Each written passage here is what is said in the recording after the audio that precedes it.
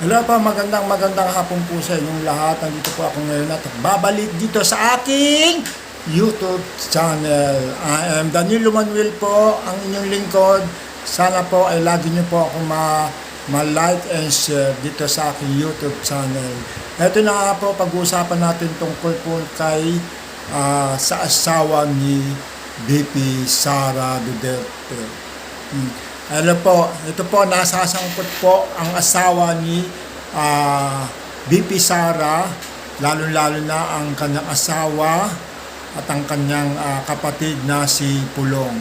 Pagdating po sa interview at tinatanong po doon sa asawa ni VP Sara na nasasangkot po sa Elisa drugs, doon sa smuggling na magnetic, doon sa nangyari sa bureau, yung 2018 po to, tungkol to kay Jimmy Gubang, di ba? Tinanong siya rito, ang sagot niya, no comment. Ang galing ni Sara sumagot. Talagang mula umalis siya ng papuntang Germany, pag uwi niya, isang tamakmak ang reklamo ang kanyang inahabla sa ating gobyernong Marcos Jr. Ngayon, at umalis na siya sa pagka-secretary and DepEd. Napakasayang naman, hindi niya pinagtuloy. Siguro sa tingin ko, hindi talaga niya kaya ang DepEd dahil siya ay wala nito, wala siyang brain, alam ko yan. Nararamdaman naman yung mga taong bayan, di ba? Taong bayan lang ang ganyan.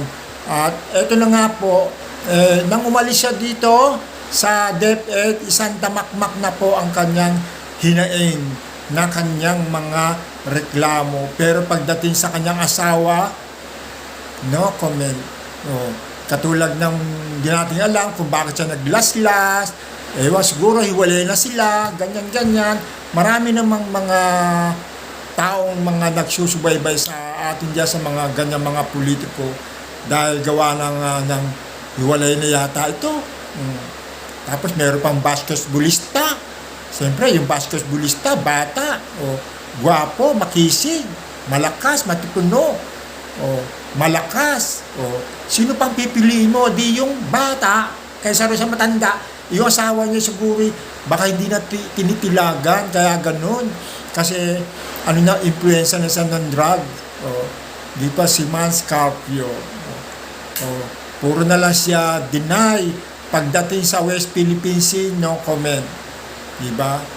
Tapos pagdating sa mga flood, sa mga bagyo, sa mga ganyan, marami na siyang sinasabi. Pagkatapos, ang ating daw administration ay hindi marunong humawak ng budget. Gulat naman ako doon. Hindi raw marunong humawak ng budget, samantalang siya pinahawakan siya ng budget, 125,000 million na. Aba, wala pang 15 days, ubos na. Saan kaya napunta yun? Talaga nga naman, ngayon, ito na nga siya, di ba? Ang ating Vice President ng Pilipinas, ito ay niluklok ng taong bayan, di ba? Pagkatapos, wala siyang ginawa kundi no comment, lalo na sa West Philippine Sea, wala rin. Talagang pro-China siya, hanggang doon siya sa pro-China. Yun talagang alam niya, pro-China. Kasi sa nakikita ng mga taong bayan, walang brain. Kaya dapat dito kay Sara Duterte, ma-impeach siya para malaman ng taong bayan. Susubaybay ng taong bayan yan. Lalo na ngayon kay Jimmy Gubang, no comment din siya. Tungkol sa kanyang asawa. Siguro, yung dalawang tong mag-asawang to, magkasosyo dyan. Kaya dumadami ang kanilang mga property dito sa ating bayan. Marami na silang mga properties, di ba? Kaya yan, tinantabayanan din yan mga taong bayan. Katulad yung paghawak nyo ng 125,000 million. Ang laki niya, no? Grabe, sobra laki niyan. Kung sa akin niya, siyempre, dapat ang hawak niya, mahusay talagang umawak sa DepEd. O, ngayon, nasaan na? Para malaman ng taong bayan, dapat dito, ma-impet sa dito. Mm. O, diba? O, paano po sa mga tao pong laging sumusubaybay dito sa aking YouTube channel, sana po lagi natin panoorin ang administrasyon itong ano nito sa pamamalakad naman to ni ating Ferdinand Marcos, maganda naman.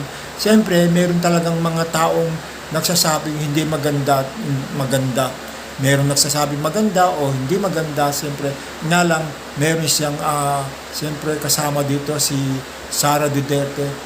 Hindi natin masabi kung anong nasa sa loobin niya. O, di ba?